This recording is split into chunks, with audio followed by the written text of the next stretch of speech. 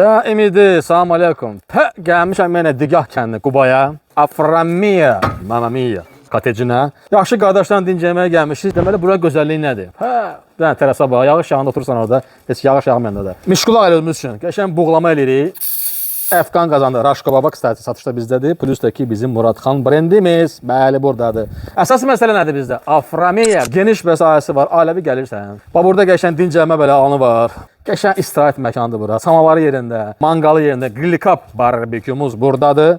Qəşən jacuzzi doldurursan, qayf eləyirsən. Bu cür qəşən sallaq kresosu da var. İçəri gəlsən, içəri.